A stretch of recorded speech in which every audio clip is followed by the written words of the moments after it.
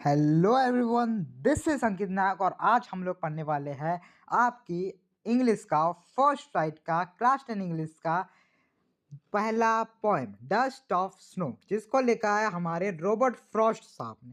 Robert Frost साहब ने okay, इसको हम स्टांजा वाइज एक्सप्लेनेशन और एग्जाम गाइड की मदद से आराम से पढ़ेंगे। ओके, तो भाई साहब देखो, पहले देखते हैं about the poet. Robert Frost was an acclaimed American poet known for his realistic depictions of rural life and deep philosophical observations using simple natural events। मतलब रॉबर्ट फ्रॉस्ट एक अमेरिकन पोएट थे जो कि रूरल लाइफ के विषय में लिखने में और नेचुरल इवेंट से डीप फिलोसॉफिकल ऑब्जर्वेशंस मतलब डीप चीज़ें बोलने में बहुत फेमस थी। His poems often use nature as a backdrop to explain complex human feelings, choices and emotional healings। उनकी जो पोएम्स थी उसमें वो नेचर का इस्तेमाल करते थे ताकि वो बहुत सारी कॉम्प्लेक्स हमारी फीलिंग्स के बारे में, काफ़ी सारे चॉइसेस के बारे में और इमोशनल हीलिंग्स के बारे में बताती थी। तो row not sorry dust of snow भी ऐसी ही एक इमोशनल फीलिंग्स के बारे में है। इसका कोर एसेंस की बात की जाए तो डस्ट ऑफ स्नो एक ब्रीफ आर्ट लाइनर पोएम है जो कि एक नेचर के सिंपल मूवमेंट कैसे पोएट का मूड एंटायरली सैडनेस से ऑप्टिमिज्म की तरफ मोड़ देता है उसको बताता है। ये हाईलाइट करता है कि कैसे माइनर और अनएक्सपेक्टेड नेचुरल इवेंट्स कैसे एक पर्सन को उसकी डे को सोरो और रिग्रेट में बिताने से कैसे बचा सकता है उसके बारे में बताता है। ओके, तो ऐसा ये था हमारा डस्ट ऑफ स्नो का ओवरव्यू। देन नेक्स्ट स्लाइड में हम देखेंगे first two stanza the way a crow looked down on me the dust of from a hemlock tree has given my heart a change of mood of a day I had rued। Okay, तो भाई साहब next stanza 1 the inciting incident. The poet is standing under a cold snow-covered hemlock tree in a state of sadness and gloom।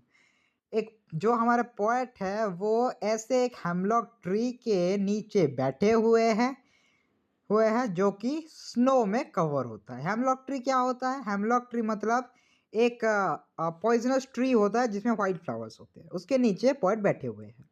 The unpredictable action, क्या unpredictable action होता है? A crow perched on the branch moves unexpectedly, shaking fine snowflakes down onto the poet। Okay, poet की तरफ जो crow है जो कि यहाँ आप देख सकते हैं बैठा हुआ है, ये जो पर्च का मतलब बैठा हुआ है, वो थोड़ा सुक डाउन मतलब हिल जाता है जिसकी मदद से कि डस्ट के पार्टिकल्स जो है वो पोएट पे गिर जाते हैं। फिर Frost uses a crow and a poisonous hemlock tree, traditionally bad omens, to start a positive change।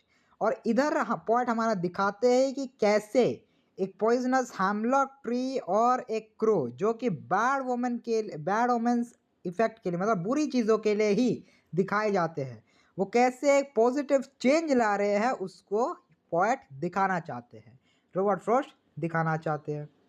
Then next emotional twist आता है फिर एक the cold sprinkle of snow breaks the poet's gloomy train of thought lifting his heavy heart.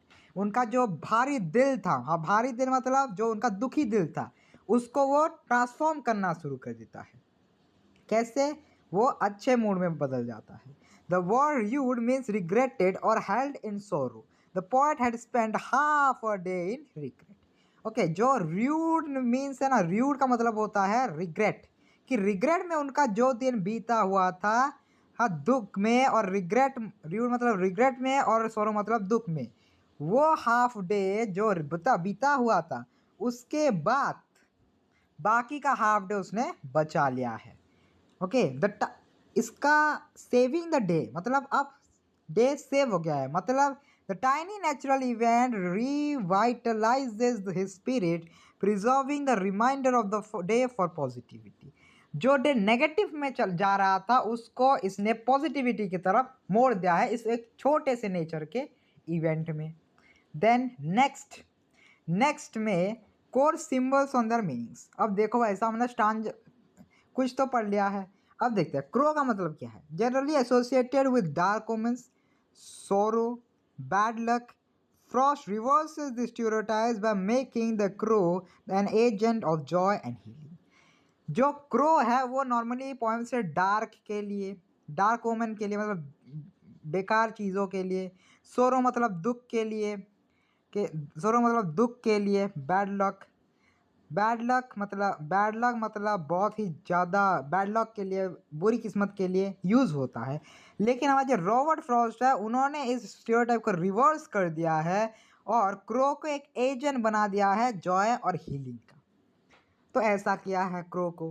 Hemlock tree का role क्या है ये बहुत important है, ये पढ़ लीजिए। ओके, हेमलॉक ट्री जो कि एक पॉइजनस ट्री है जिसमें वाइट फ्लावर्स होते हैं, वो वैसे तो सैडनेस और टॉक्सिसिटी दिखाता है, लेकिन यहाँ पोएट ने इसको ग्लूमी और बिटर मूड के लिए रिप्रेजेंट किया है। मतलब ये वाइट फ्लावर्स जो है सैडनेस और टॉक्सिसिटी के लिए यूज़ होता है, लेकिन इधर पोएट ने इसको ग्लूमी मतलब दुख और थोड़ा बहुत उनका बेकार सा मूड के लिए रिप्रेजेंट किया है। फिर आता है dust of snow, represents purity, refreshing light energy and new hope. Small flakes fall to cleanse the poet's heart of negative thoughts. Small flakes of snow क्या है? स्मॉल फ्लेक्स ऑफ स्नो जब जब poet के heart में poet में जब गिर जाता है तब पोएट के हार्ट से वो सारे के सारे नेगेटिव थॉट्स को हटा देता है और उनके अंदर एक न्यू होप और एनर्जी लाता है। और ये सिंबलाइज किसको करता है? प्यूरिटी को सिंबलाइज करता है। देन नेक्स्ट पेज और नेक्स्ट स्लाइड। फिर इधर पोएटिक डिवाइसेस क्या क्या यूज होते हैं। पहले राइम स्कीम, मतलब इधर का राइम स्कीम है ए बी सी डी। फिर एंजाममेंट, इधर एंजाममेंट नाम का एक चीज़ यूज हुआ है a single continuous sentence running through all 8 lines without pause punctuation. मतलब ये जो पोएम है इधर किसी भी स्टांजा ने लाइन के एंड में अगर कोई पंक्चुएशन मार्क जैसे comma, full stop, explanation mark ऐसा कुछ ना हो तब उसको हम एंजाममेंट बोलते हैं। और इस पोएम में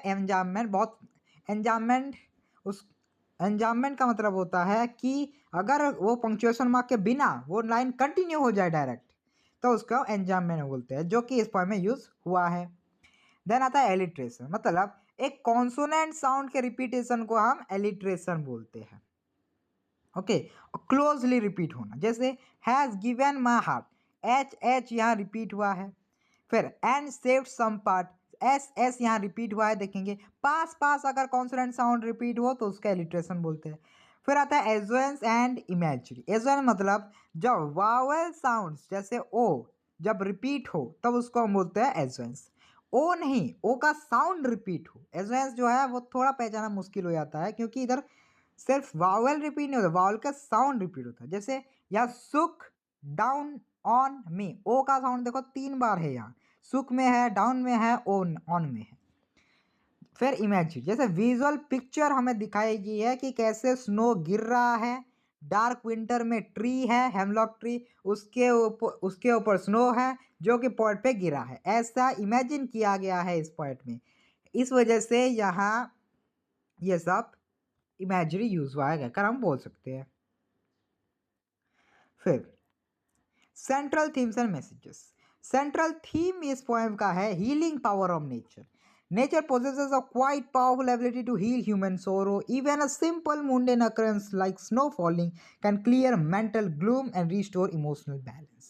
मतलब कैसे नेचर में छोटे छोटे इवेंट, जैसे पोएट पे क्या हो, सिर्फ एक डस्ट ऑफ स्नो गिरा, वो भी कैसे ह्यूमन इमोशंस जैसे सोरो हो गया, गिल्ट हो गया, इन सबको कैसे रिकवर करा सकते हैं, ह्यूमंस को कैसे उनके अंदर नेगेटिविटी से पॉजिटिविटी ला सकते हैं, ये दिखाया है उसने, हीलिंग पावर ऑफ नेचर जिसको हम बोलते हैं।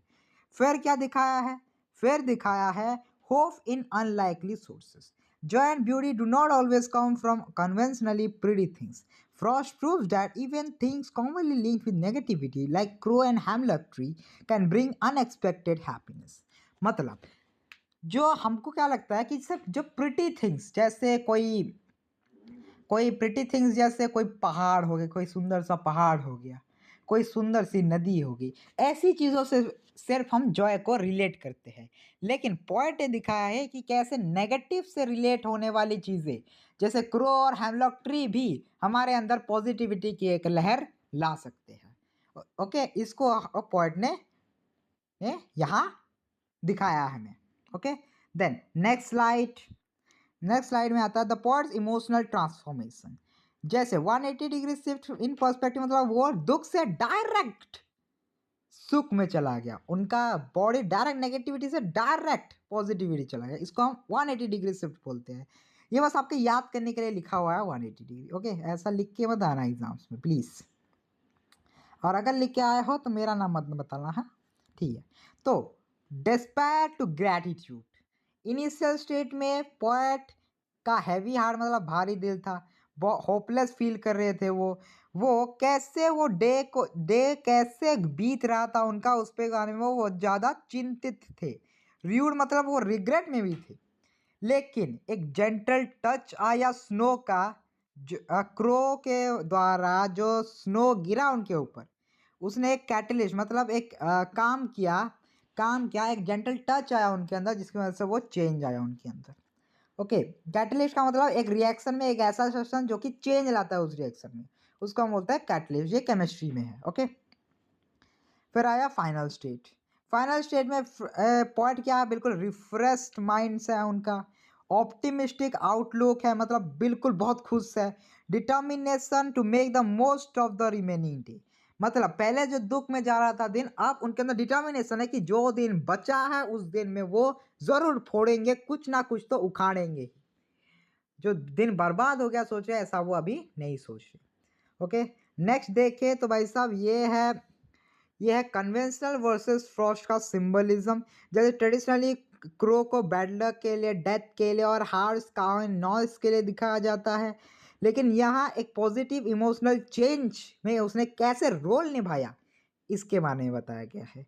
कैसे हेमलॉक ट्री को एक टॉक्सिक पॉइजनस ट्री माना जाता है और दुख, ट्रेजेडी मतलब दुख के साथ एसोसिएट किया जाता है, उसको यहाँ एक नेचुरल हार्बर की तरह, मतलब एक नेचुरल चीज़ की तरह इंडिकेट किया है, जिसने कि हीलिंग स्नो मतलब स्नो को गिराया पॉइंट पे ताकि पॉइंट के अंदर ट्रांसफॉर्मेशन आए। डस्ट ऑफ स्नो जिसको कि कोल्ड और हार्श विंटर पार्टिकल की तरफ से देखा जाता है, ज़्यादा सिंबलिकली नहीं लिया जाता। फ्रॉस्ट ने उसको एक सॉफ्ट और क्लिनसिंग टच की तरह बनाया, जिसने कि पॉइंट के नेगेटिव मूड को उनके अंदर होप और फ्रेशनेस लाके पॉजिटिव बना दिया। तो भाई साहब नेक्स्ट देखेंगे तो भाई साहब ये है इंपॉर्टेंट बोर्ड एग्जाम क्वेश्चंस। जैसे क्वेश्चंस काफ़ी सारे, डस्ट ऑफ स्नो क्या है, ये तो आपका एनसीईआरटी का क्वेश्चन है। ओके, ये है कुछ इंपॉर्टेंट बोर्ड के क्वेश्चंस, या आप रीड कर लेना, लेकिन मैं तो एक शॉर्ट ज़रूर अपलोड करूँगा कल। ओके, इसके ऊपर फिर देखो भाई साहब, आज के लिए हम ख़त्म करते हैं हमारी अंग्रेजी की क्लास को। अगर आपको ये क्लास पसंद आए तो कृपया लाइक, सब्सक्राइब और एक कमेंट ज़रूर छोड़ के जाइएगा, क्योंकि आपके कमेंट में मेरा दिन बन जाता है और मुझे मोटिवेशन मिलती है अगले दिन फिर वीडियो बनाने के लिए। और कमेंट में ज़रूर लिख के जाना कि ऐसे पीपीटी में पढ़ना अच्छा लग रहा है या वो पीडीएफ में अच्छा लग रहा था। ओके, हम आपके कमेंट्स में हर एक पढ़ूंगा, और अगर आप चाहो तो मैं रिप्लाई भी करूंगा हर एक कमेंट को। Okay, thank you, have a nice day. In sources से मैंने वो इमेजेस ली है, तो भाई साहब आप चाहो तो इन सोर्सेज से ये इमेजेस देख सकते हो डायरेक्टली। जो ये इमेजेस मैंने यूज़ किया है ये इन्हीं सोर्सेज से ली हुई है। ओके, आप चाहो तो देख सकते हो इधर। Thank you, have a nice day, signing off with this, have a nice day. और बोर्ड एग्जाम्स में आग लगा देना, फोड़ के ही आना।